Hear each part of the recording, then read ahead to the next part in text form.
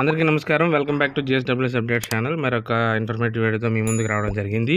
RGUKT AP admission సంబంధించి 2024-20 సంవత్సరానికి సంబంధించి ఒక డీటెయిల్డ్ మాన్యువల్ అయితే ఇవ్వడం జరిగింది. సో దీంట్లో మనకి డీటెయిల్డ్గా ఇంపార్టెంట్ డేట్స్ ఏంటి, ఎలా అప్లై చేసుకోవాలి, అదేవిధంగా ఎటువంటి క్రైటీరియా యూజ్ చేసి సెలక్షన్ ప్రొసీజర్ అయితే ఉంటుంది, అలాగే ఏ డాక్యుమెంట్స్ అయితే మన డాక్యుమెంట్ వెరిఫికేషన్కి తీసుకుని వెళ్ళాలి, అలాగే దానికి సంబంధించి ఈ కోర్స్ కంప్లీట్ చేయడానికి కంప్లీట్ గైడ్లైన్స్ అయితే ఇవ్వడం జరిగింది.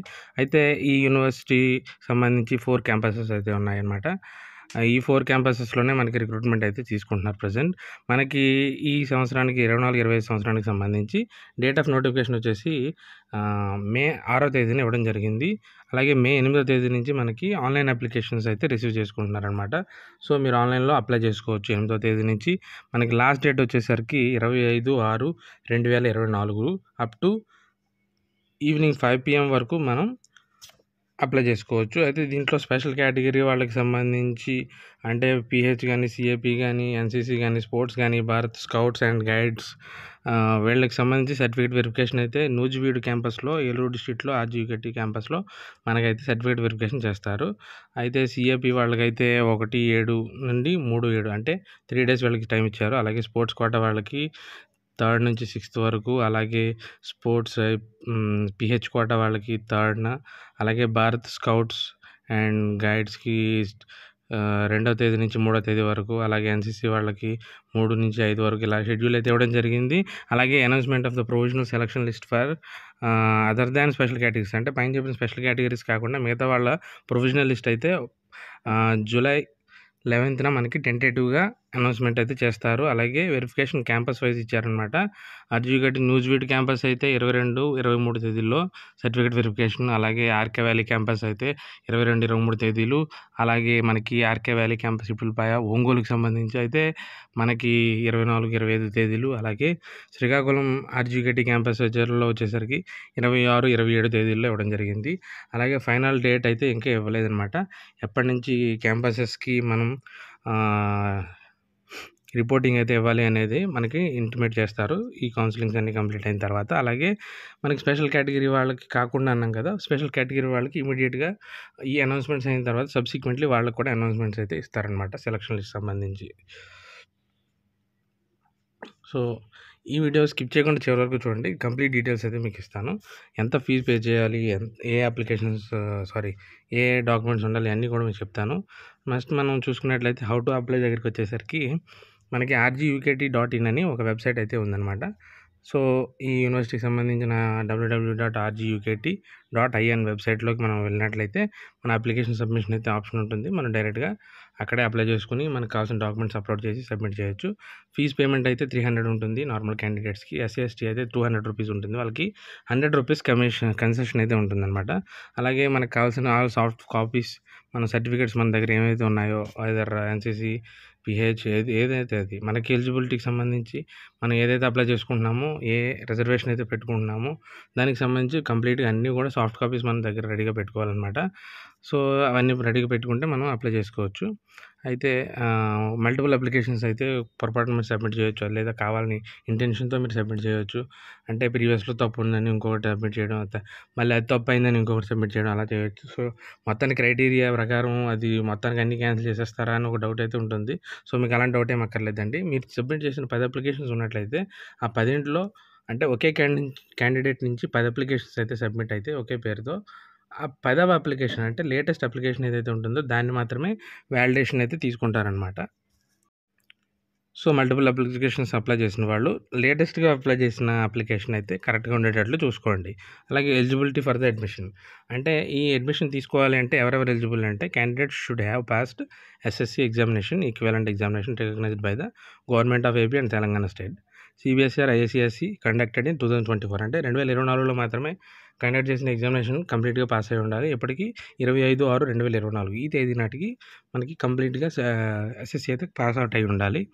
అలాగే candidate should belong to Andhra Pradesh and Telangana ఈ 2 స్టేట్స్ వారికి మాత్రమే ఇస్తున్నారు. అలాగే మనకి international student shall be of Indian nationality and person of Indian origin and overseas citizen card holders వీళ్ళందరికీ కూడా ఎలిజిబిలిటీ ఇస్తున్నారు. సో వీళ్ళు అడ్మిషన్ అయితే తీసుకోవచ్చు. అయితే మనకి రూల్స్ ఆఫ్ రిజర్వేషన్ ఏ విధంగా మనకి రిజర్వేషన్ ఇస్తారు, సీట్స్ డివిజన్ ఎలా చేస్తారు, వెయిటేజ్ ఎంత తీసుకుంటారు, ఎంత పర్సెంటేజ్ ఇస్తారంటే 85% ఆఫ్ టోటల్ అవైలబుల్ సీట్స్ అనేవి లోకల్ క్యాండిడేట్స్కి అంటే ఆంధ్రప్రదేశ్ స్టేట్కి సంబంధించిన వాళ్ళకి ఇస్తారనమాట. రిమైనింగ్ 50% అనేది ఆంధ్రప్రదేశ్ అండ్ తెలంగాణ స్టేట్ స్టూడెంట్స్కి నాన్ లోకల్ కేటగిరీలో ఇస్తారు. అయితే మనకి సంబంధించి క్యాస్ట్ రిజర్వేషన్ సంబంధించి రెగ్యులర్గా ఏ నామ్స్ అయితే ఉన్నాయో అవి మాత్రం ఫాలో అవుతారు.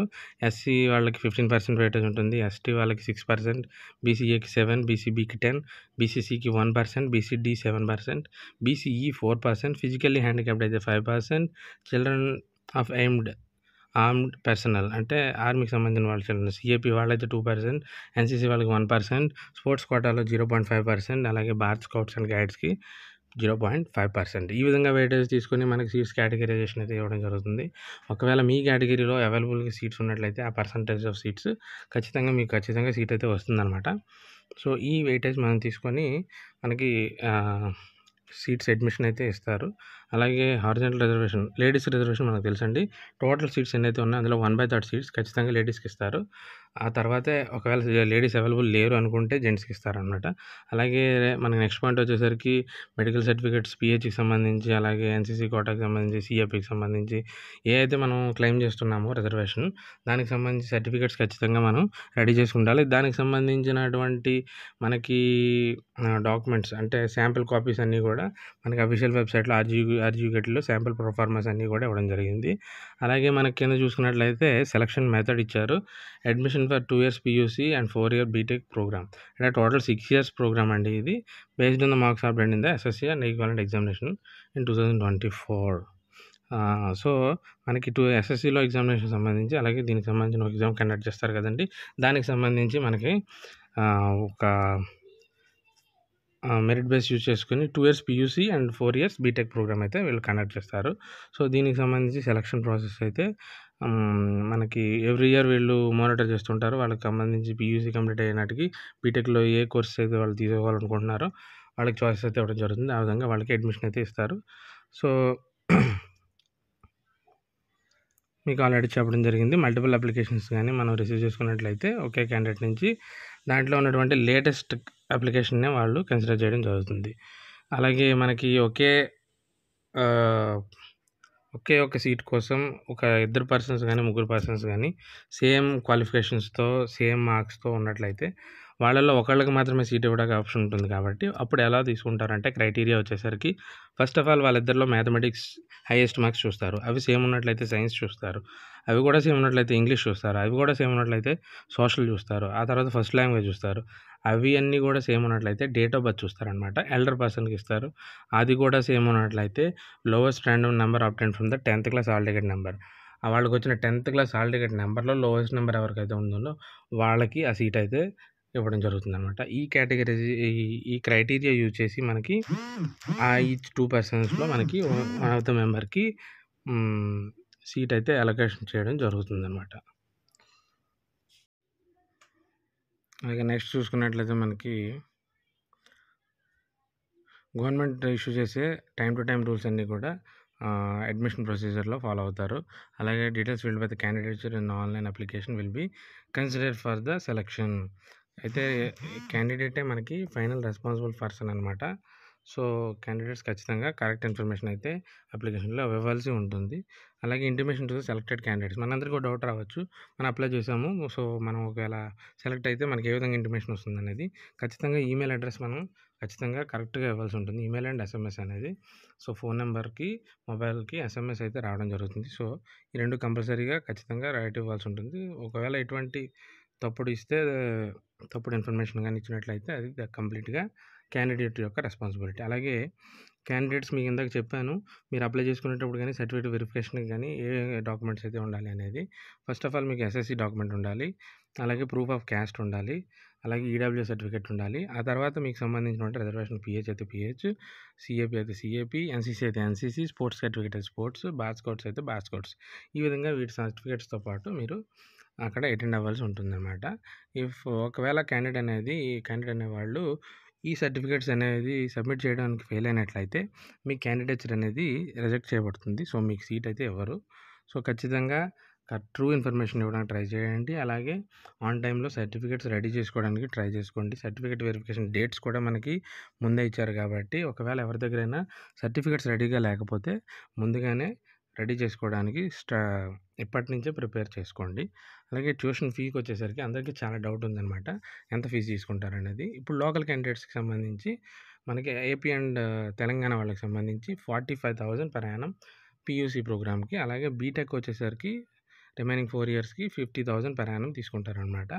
ఒకవేళ మనకి రియంబర్స్మెంట్ పథకానికి ఎలిజిబుల్ అయినటువంటి స్టూడెంట్స్ అయితే వాళ్ళకి కంప్లీట్గా గవర్నమెంట్ పే చేస్తుంది. అలాగే తెలంగాణ వాళ్ళైతే తెలంగాణకు సంబంధించి ఒకవేళ తక్కువ రియంబర్స్మెంట్ అయితే పే చేస్తున్నట్లయితే రిమైనింగ్ ఫీజుని క్యాండిడేట్ పే చేసుకోవాల్సి ఉంటుందన్నమాట.